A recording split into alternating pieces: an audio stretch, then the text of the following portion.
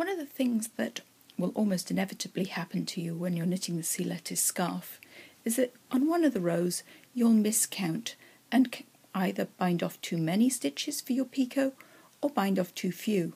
So let's have a look at how we can fix that. So in this situation I've only got 2 more stitches left and I should have 4.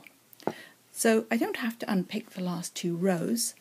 I can knit until I get to that last one bound off, and then I can take my needle out and quite simply unbind off the stitches.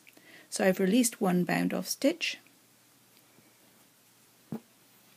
I've now released 2 and I can put them back on my left hand needle and check the length of my picot, which now looks right. There's my edge stitch of my scarf on the needle, following straight down to the previous picot. So now I've got the number of stitches right, and I can just knit to the end of the row, and then I can double check my total stitch count on this side.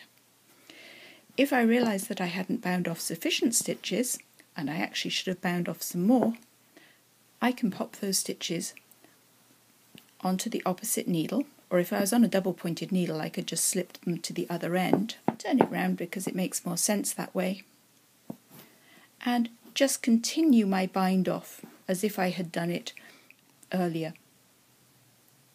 And so maybe I was 2 stitches short that time, so I've reinstated my 2 stitches of my bind off. And this little tip you'll find useful when you're doing shoulders as well. So if you miscounted a shoulder bind off, when you get to this shoulder you can check it and adjust it if necessary. And if you're working on double pointed needles, you can always slip your stitches through to the opposite end of the needle and get at them from the other side. And double pointed needles include circulars because they've got 2 ends. They're just giant floppy double points.